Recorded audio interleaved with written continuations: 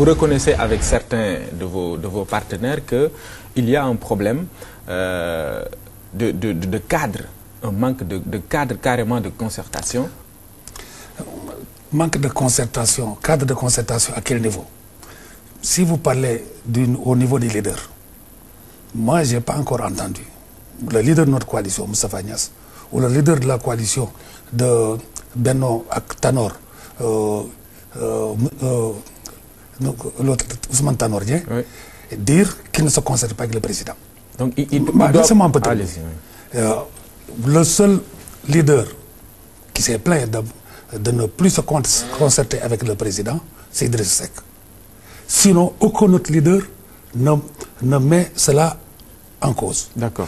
Qu'est-ce qu'on entend? Oui. C'est au niveau des cadres des partis. Oui, en dehors des institutions. Parce que je dis, dans le gouvernement, ils se concertent. Au niveau de l'Assemblée nationale, dans le cadre du groupe Benno Bokk Yakaar, ils se concertent. Mais en dehors de l'Assemblée nationale, les cadres des coalitions ne se concertent pas. Et j'ai dit, c'est dû à quoi?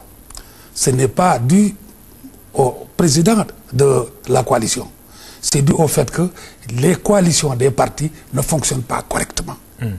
Si ces coalitions fonctionnaient correctement, elles se seront trouvées des mécanismes de concertation. Donc c'est plus un problème des coalitions que de la grande coalition. Oui. Mais est-ce que les concertations... Laissez-moi peut-être. Oui, allez-y. Je vous dis, les gens, malheureusement, ont hérité d'une culture, non pas de coalition, mais une culture de positionnement individuel face au chef de l'État.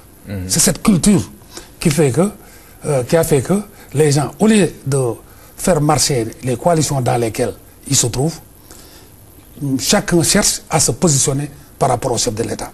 C'est ce qui fragilise les coalitions de départ et empêche les concertations nécessaires entre les cadres des coalitions. D'accord. Mais est-ce que vous êtes en train de me dire là que les concertations dont on parle, qu'on réclame, doivent se limiter aux leaders de ces coalitions? Non, encore une fois, ils doivent être relayés par une concertation des cadres. Voilà. Bon, or, je vous dis, ce qui gêne, ce qui empêche jusqu'à présent la mise en œuvre de cette concertation, oui, c'est l'état dans lequel se trouvent les coalitions. D'accord. Alors, je vous donne carrément la preuve. Quand des responsabilités sont partagées entre les coalitions, il y a des coalitions dans lesquelles un seul parti s'arroge toutes les responsabilités. Je ne veux jeter la pierre sur personne, mais tout le monde sait, dans le cadre de la coalition Macky 2012, c'est la PR qui a tout pris. Dans le cadre de la coalition, il dit 4e président, c'est Rewmi qui a tout pris. Ce n'est pas le cas à la coalition Benno ak Tanor, ce n'est pas le cas à la coalition avec Benno Siggil Sénégal. Les alliés ont été servis. Les alliés ont participé aux responsabilités. C'est ce qui fait que, encore une fois, ce manque de culture de coalition, c'est ça le véritable problème. Dans les coalitions, les gens, au lieu de travailler à ce que la coalition fonctionne et joue son rôle de structure de base de la grande coalition, dans les coalitions, les gens essaient de se positionner pour rencontrer le chef de l'État ou avoir rendez-vous avec lui ou se concerter avec lui. Tous les problèmes de concertation dont on parle, c'est que les gens disent « nous ne concertons pas avec le président ». Ils n'ont pas à se concerter avec le président. C'est les chefs des coalitions qui se concertent avec le président. D'accord. Alors, dans ces conditions... Voilà pourquoi moi je vous dis, il faut quand même qu'on se dise la vérité une bonne fois pour toutes. Dans aucun pays du monde, on a vu un chef d'État, quel que soit son degré d'ouverture, rassembler des partis et se concerter pour gérer le pays. Ça n'existe nulle part. Oui, mais il doit y avoir un cadre politique quand même. Le cadre politique, c'est entre les leaders. Le cadre politique, c'est entre les leaders. Et jusqu'à preuve du contraire, moi, mon leader de la coalition Benno Siggil Sénégal ne s'est jamais plaint de manque de concertation. Mais est-ce que les leaders rendent compte à la base? Alors, je dis encore une fois, c'est ça les difficultés quand je parle des problèmes de mettre en œuvre les coalitions de base. Ces coalitions de base ont des problèmes. Il ne faut pas qu'on les transfère à la coalition Benno Bokk Yakaar qui est une structure de concertation de la marche, de la gestion du pays avec le chef de l'État au sommet. Maintenant, les concertations qui devaient se faire en dehors des institutions, je vous dis, c'est les concertations entre les cadres des différentes coalitions. Très bien. Ces concertations n'ont pas eu lieu à cause des problèmes dont je vous ai parlé. D'accord. Alors, dans ces conditions-là, vous pensez que cette alliance, cette nouvelle alliance stratégique dont parlent certains de vos alliés, n'est pas pertinente? Je vous dis, ça reflète juste cette culture de positionnement individuel. Pourquoi? Il y a des gens qui pensent que dans le cadre des coalitions, ils n'ont pas accès au chef de l'État. C'est le président de la coalition qui a accès au chef de l'État. Mais si c'était un positionnement individuel, ils auront accès au chef d'État. D'accord. Comme le cas de la CAP 21. Wade regroupait tous les chefs, il venait raconter sa vie, les gens applaudissaient, des fois ils donnent des enveloppes, et puis ils partent. Nous n'avons pas besoin de reproduire la CAP 21. Nous avons besoin de faire fonctionner les coalitions de base de Benno Bokk Yakaar pour que Benno Bokk Yakaar, politiquement, puisse assumer son rôle d'accompagnement du chef de l'État, du gouvernement et de l'Assemblée nationale. C'est ça que l'on attend des cadres des coalitions, plutôt que de pousser à casser cette coalition au profit d'un positionnement individuel des partis par rapport au chef de l'État. D'accord. Cette alliance donc n'est pas pertinente à vos yeux, mais quand même, vous le disiez tout à l'heure, il y a un leader parmi ces patrons de Benno Bokk Yakaar qui s'est plaint et qui est parti. Idrissa Seck. Voilà.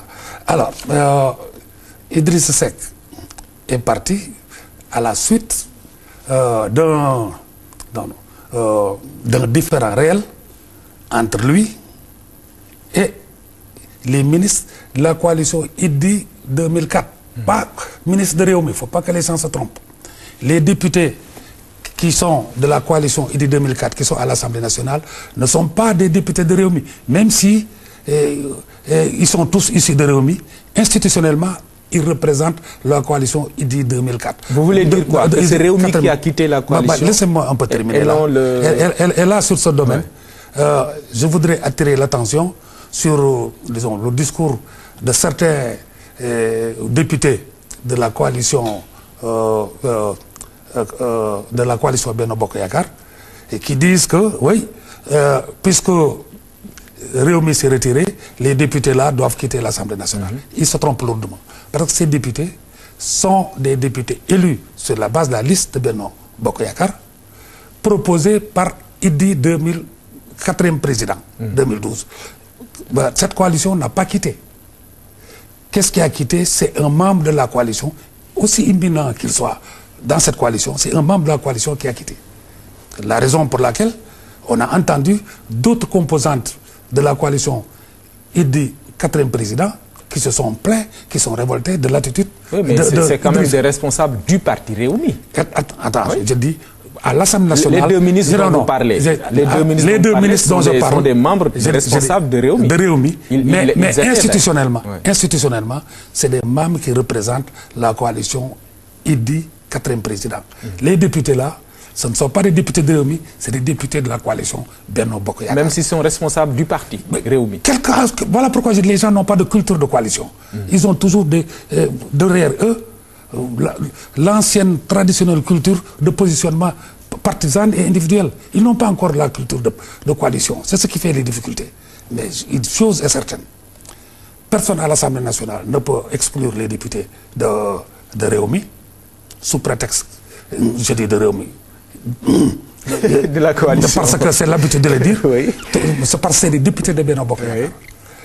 Deuxièmement... Membre de Réumi quand même. Mais écoute, c'est pas Réumi, ils ne sont pas élus sur la liste de Réumi. Ça n'existe pas. Les lois sont les lois, il faut les respecter.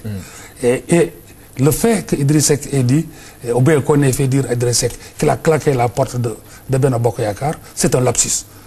Réumi n'est pas membre de la coalition Benno Bokk Yakaar pour claquer la porte. La coalition Benno Bokk Yakaar, qu'est-ce qui est membre là-dedans? C'est la coalition IDI 4e président. C'est comme si on disait, voilà, le PIT a claqué la porte de Benno Bokk Yakaar, tout simplement parce que le PIT comment dirais-je, n'est pas d'accord avec la coalition Benno Bokk Yakaar. Le PIT n'est pas membre de la coalition Benno Bokk Yakaar. Il faut que les gens mettent ça en tête. Le PIT est membre de la coalition Benno Siggil Sénégal, qui à son tour est membre de Benno Bokk Yakaar. Si nous sommes membres de Benno Bokk Yakaar, c'est par ricochet. D'accord. Pas directement. Mais quand même, de là à minimiser ce départ, vous franchissez le pas. Mais je ne minimise pas le départ. Aucun départ de cette coalition n'est souhaitable. Aucun. Parce que, je dis, cette coalition est constituée de différents porteurs d'espérance des Sénégalais. Donc, aucun porteur d'espérance des Sénégalais ne devrait pouvoir quitter, quels que soient les problèmes de coordination ou de contact. Bon, mais ce qui est fait est fait. D'accord. Et il n'est pas dit que demain, les choses ne vont pas être dépassées. Il n'est pas dit. Mais quoi qu'il en soit, il faut que les gens se disent, ces problèmes de concertation dont ils parlent, de manque de concertation, il faut qu'ils situent à quel niveau et qui en sont les responsables. D'accord, vous l'avez situé. Mais aujourd'hui, Idrissa Seck qui quitte la coalition présidentielle, le PDS qui continue la radicalisation avec l'annonce de cette marche du 8 octobre, tout ce cocktail-là, est-ce que ce n'est pas ça plutôt qui constitue un élément d'instabilité? Vous parliez d'une fragilisation de la coalition Benno Bokk Yakaar, mais ici, on a quand même des éléments qui nous permettent de dire que véritablement la stabilité peut poser problème à l'avenir. Et donc, cette stabilité posera d'autant plus problème qu'on déstabilise Benno Bokk Yakaar. Figurez-vous que dans l'opposition, on retrouve Benno Siggil Sénégal, Benno Actanor, face à Macky 2012. Vous pensez que le Sénégal serait gérable? En toute honnêteté.